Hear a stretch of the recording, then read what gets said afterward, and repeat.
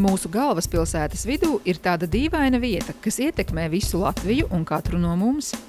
Bet tāreiz bija latviešu svētvieta – Pārdaugavas uzvaras laukums ar Olimpisko stadionu un lielo dziesmu svētku estrādi. Laukums 1938. gadā uzceltajā pagaidu estrādē pulcināja vairāk nekā 200 000 cilvēku latviešu vispārējos dziesmu svētkos. Ja vien Latvijas laiks būtu par pāris gadiem ilgāks, uzvaras laukums un visi piedzīvotu lieliskas pārmaiņas.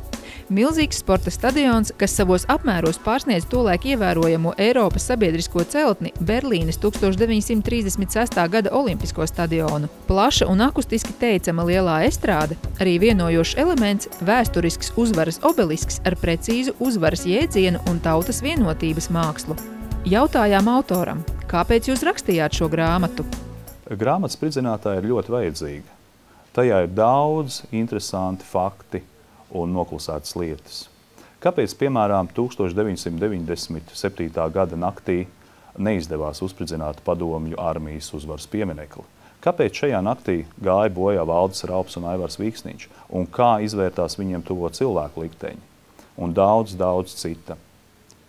Un paldies jums visiem, kas palīdzēja šās grāmatas tapšanā. Ko vēl piebilst? Iegūstiet savā īpašumā unikālu fotogrāfiju kolekciju un patiešām interesanto grāmatu, kas atsver 10 Latvijas vēstures grāmatas. Šobrīd grāmatai Spridzinātāji īpaša akcijas cena.